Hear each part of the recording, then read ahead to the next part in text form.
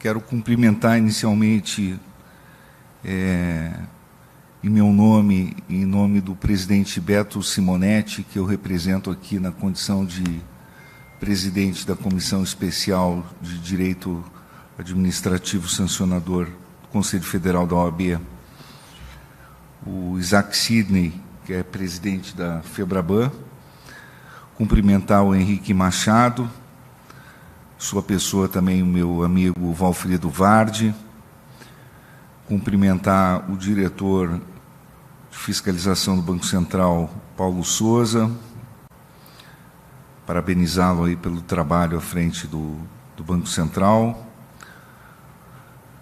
cumprimentar o Procurador-Geral do Banco Central, Cristiano Kozer, que é uma satisfação reencontrá-lo,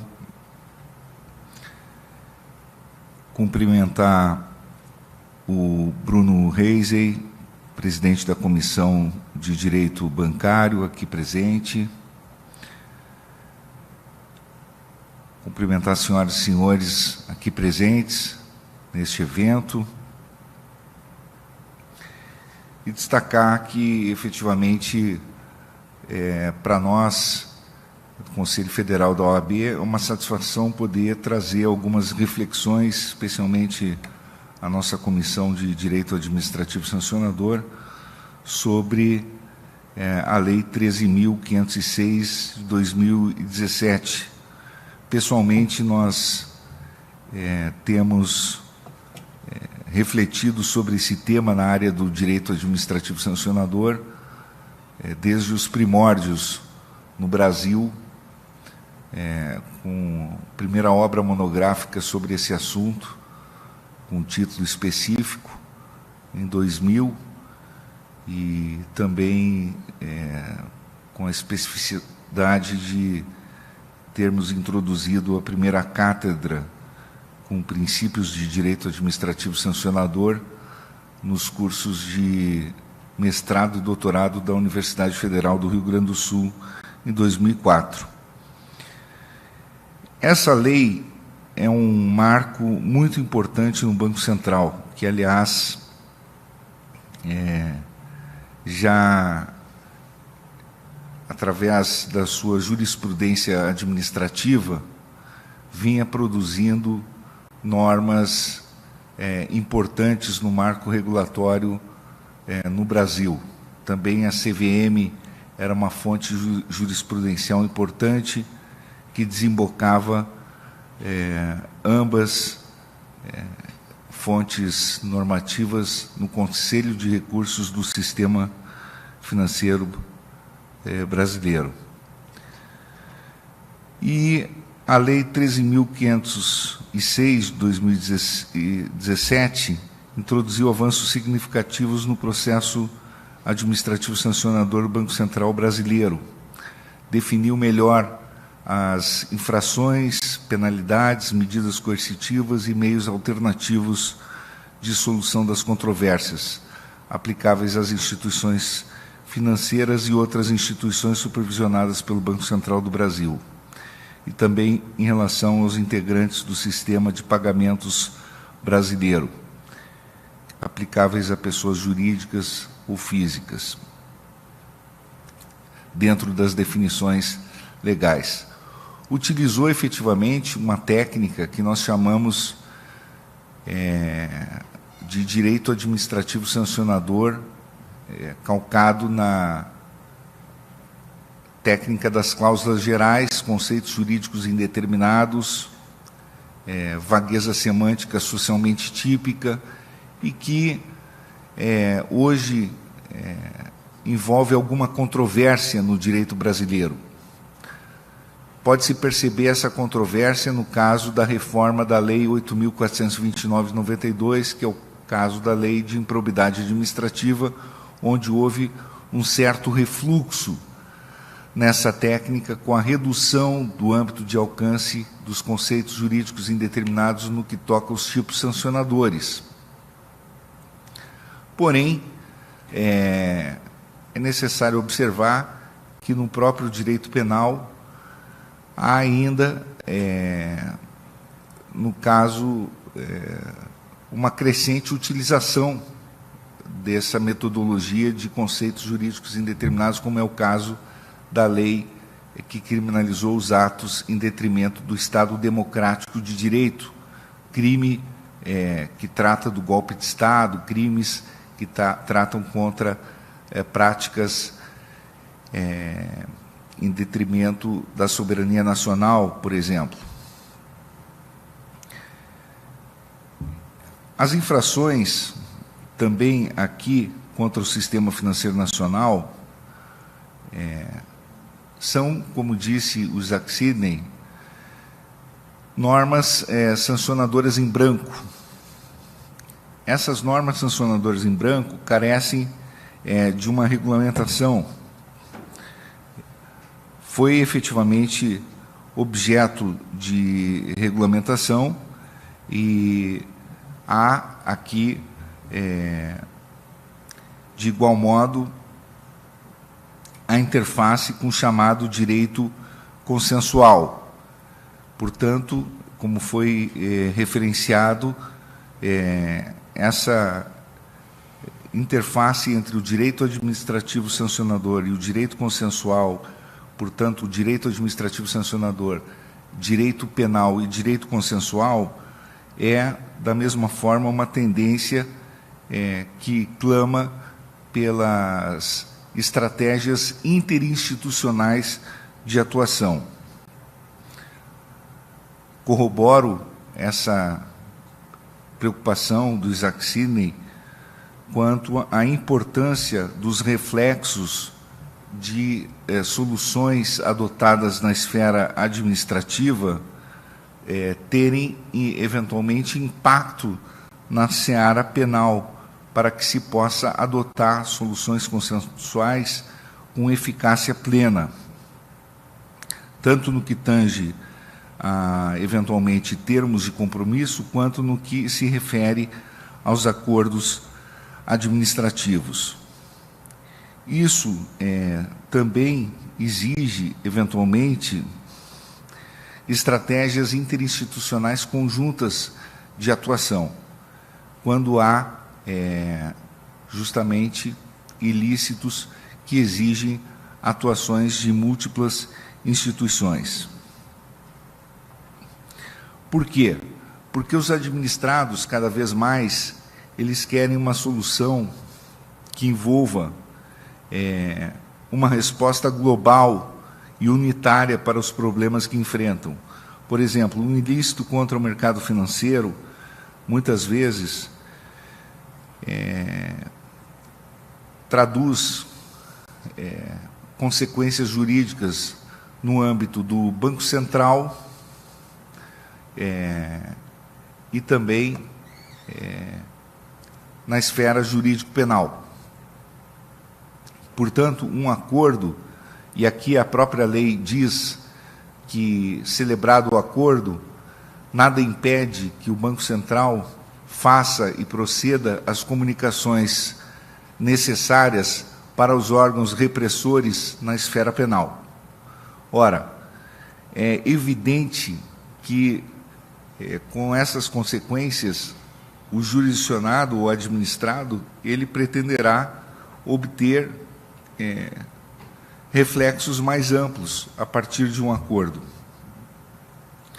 Portanto, essas soluções consensuais deverão ser obtidas de forma mais abrangente numa estratégia defensiva,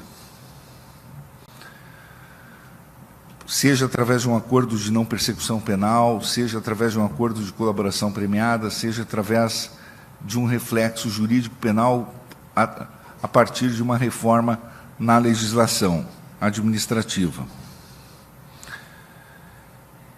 E a própria Circular 3.857 traz uma restrição no sentido de que o Banco Central do Brasil não poderia firmar termo de compromisso quando forem verificadas infrações graves quanto ao cumprimento das obrigações de que trata a Lei 9.613 de 98, que é a Lei de Lavagem de Dinheiro.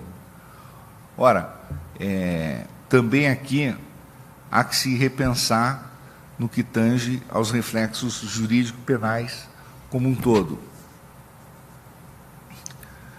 É verdade que no Brasil nós tivemos aí uma experiência recente com a chamada indústria das colaborações premiadas, com talvez uma eficácia que deva ser melhor conferida ainda em termos de estatísticas. E eu penso que o estudo das estatísticas deva ser mais aprofundado no Brasil também para medir a eficiência das instituições fiscalizadoras. Pouco se mede a eficiência das instituições no Brasil em termos de estatísticas. O uso das estatísticas ainda é pouco aferido no Brasil, seja em relação a instituições fiscalizadoras, seja em relação a outras esferas. No caso, a medição da eficiência das instituições através das estatísticas é absolutamente necessário. Qual foi efetivamente a eficácia da colaboração premiada no Brasil? Como se pode aferir isso através de estatísticas?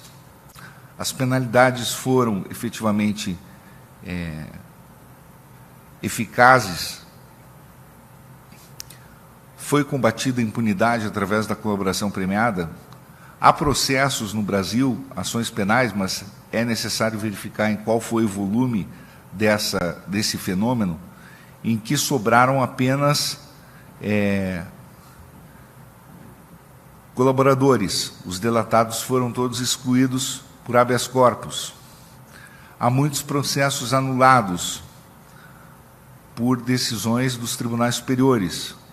É importante verificar se essas decisões foram corretas ou não, foram calçadas em jurisprudência que deveria ter sido percebida de antemão pelos fiscalizadores, e se os fiscalizadores efetivamente não se valeram de elementos de corroboração para ajuizar as ações penais.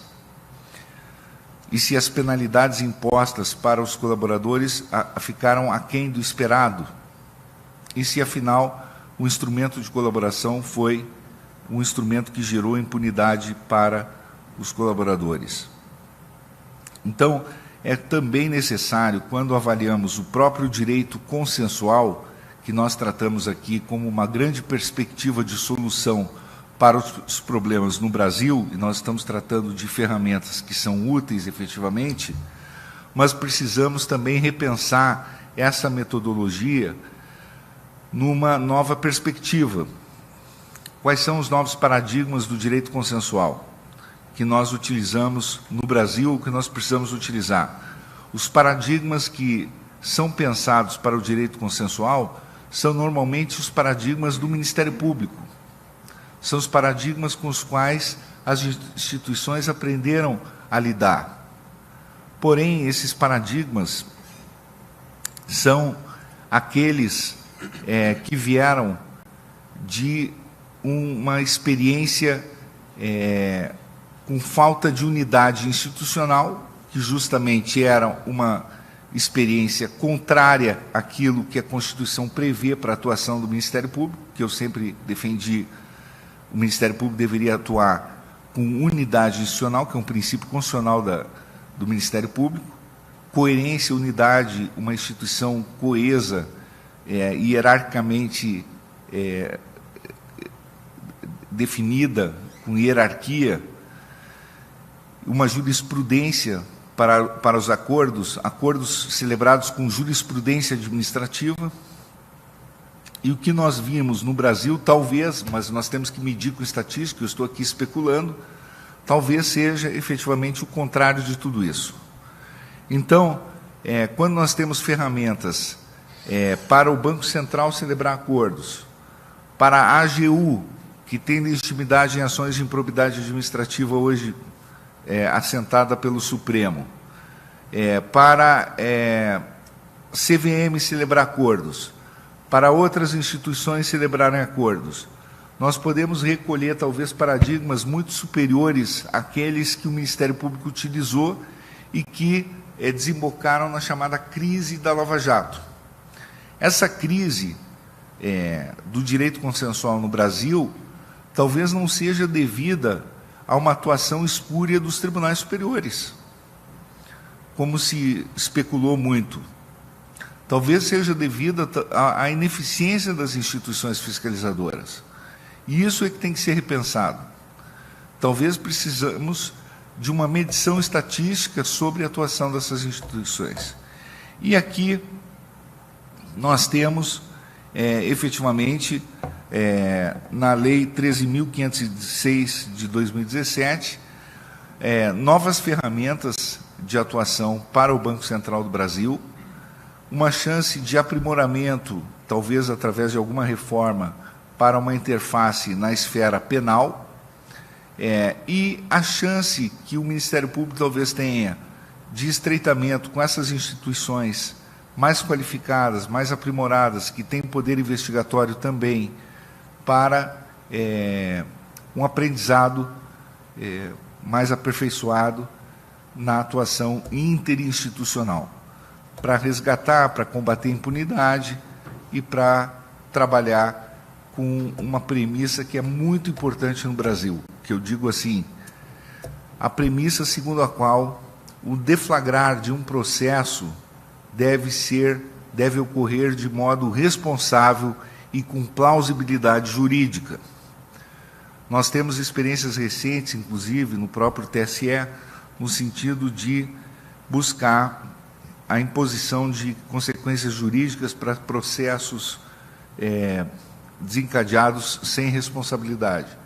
Na verdade, o que nós estamos pensando hoje no Brasil, cada vez mais, é o princípio da responsabilidade de quem desencadeia um processo. Nós temos que superar a antiga jurisprudência do Supremo Tribunal Federal, no sentido de que se pode receber uma denúncia com base em leves indícios. Nós temos que superar essa concepção de que se pode receber uma ação de processo punitivo, processo administrativo sancionador, seja ele penal, seja ele no administrativo sancionador, que causa dano reputacional imenso contra alguém, contra uma pessoa física, contra a pessoa jurídica, com base em meros indícios, com base em leves indícios. Na verdade, a cultura do direito norte-americano induz a que, para deflagrar um processo punitivo contra alguém, precisa de plausibilidade jurídica. Precisa de plausibilidade jurídica. Então, nós temos um problema. Muitas autoridades fiscalizadoras não sofrem sucumbência. O Ministério Público não é condenado em sucumbência. E é necessário um princípio de responsabilidade para quem deflagra um processo contra outra pessoa. Meros indícios não constituem suporte para a responsabilidade.